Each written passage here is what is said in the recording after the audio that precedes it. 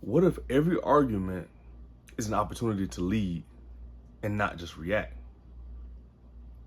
Understand, peace is not the absence of conflict, but it's how you carry yourself in that conflict. To put it another way, you don't have to avoid conflict to keep peace.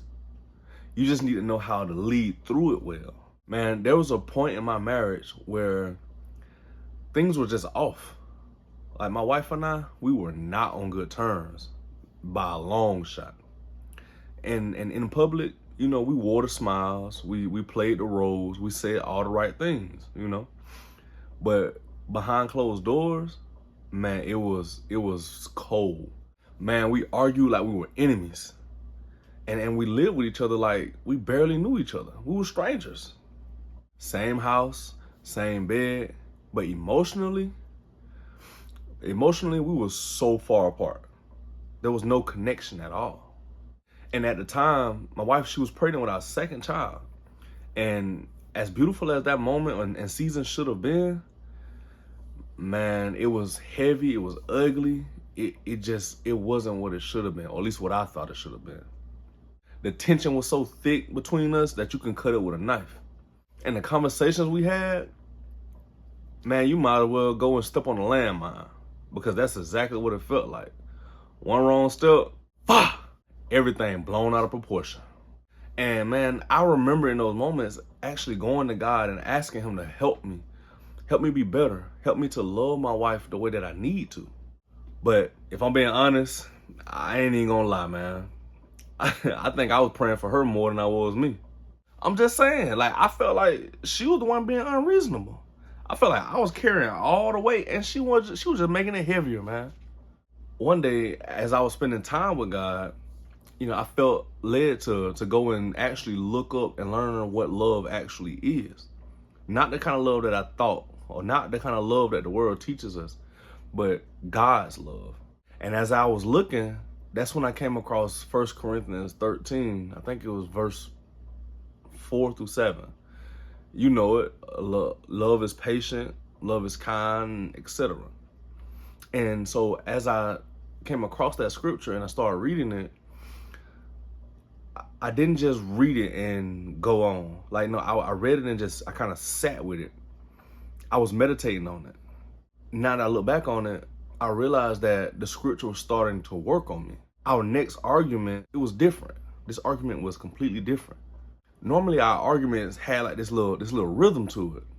It's like she said something slick, I fire back. The pride between the both of us, it puffed us up. It puffed us up so much.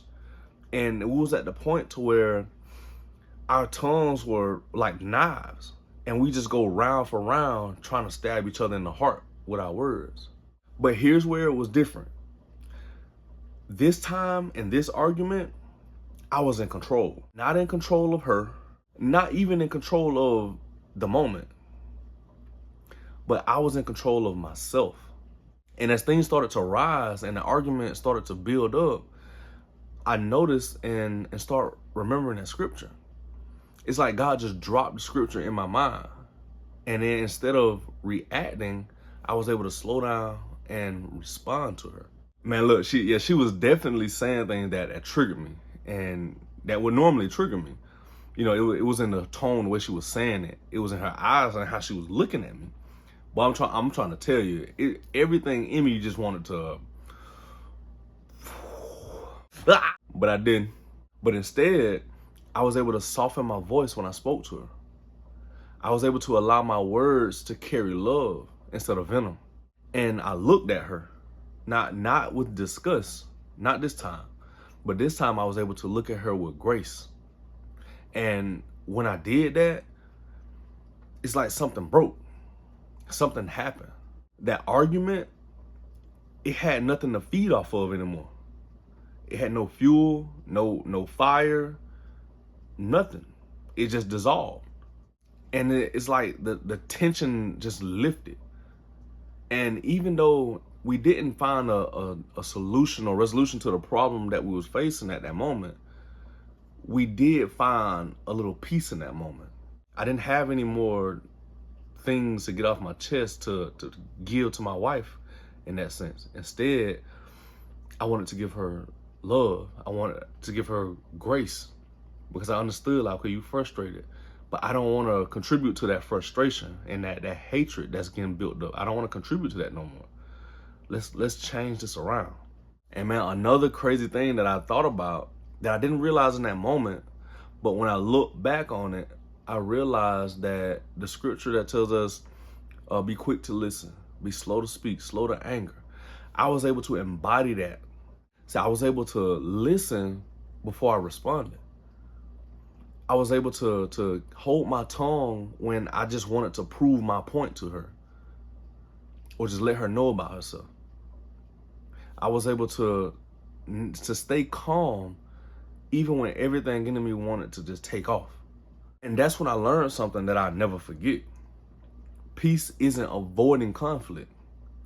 Peace is how you carry yourself in the midst of conflict. And bro, that kind of peace is available to you too. Not just when things are easy, but when you in that fire, when you in the middle of that fire, in the middle of that trouble, you can have that peace as well. It won't come by accident. It's gonna come when you learn to lead yourself first.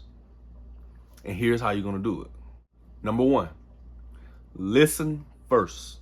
Don't listen just to try to hear her say something that you can catch and use as ammo towards her. Don't even listen to try to fix her. But we're gonna listen to get understanding, to understand her. Because when your wife feels understood, her heart gonna open. So try this. Next time your wife is venting or she's emotional, don't interrupt her. Just say, help me understand what you're feeling right now. Then listen without trying to fix it. Number two, stay grounded in truth. Not your truth, not your daddy truth, not your sister, mother, father, daughter, grandmother, nobody else's truth, but God's truth. Remember 1 Corinthians 13, verse 4 through 7. It explains what love is. Love is patient, love is kind, and so on. Remember James 1:19, the scripture that says, be quick to listen, slow to speak, slow to get angry. Let these scriptures or let these words of God shape how you move, become a part of you, and how you see things. Try this. The scriptures that I just gave you, I want you to write them out. When you write these scriptures out, put them somewhere that you're going to be able to see it. So the next time or before you get ready to have a hard conversation, go look at it. Go take a little quick peek at it and let it check you. Let it let it permeate your mind, prime your mind before you go and have that hard conversation. Number three, speak with love and clarity. Not to get the last word, but to bring resolution. Remember, y'all ain't enemies. Y'all a team. So solve it together. Try this. In your next disagreement or your next argument, I want you to drop these phrases or just stop saying these things. You always da da da da da. Or you never da da da da da. Instead, I want you to ask, what's one step that we can take together to fix this? Each of these are small. They're small tasks, but they shift everything. Because once you start carrying yourself differently, the conflict gonna start changing and feel different. And then peace, the real peace, that becomes possible.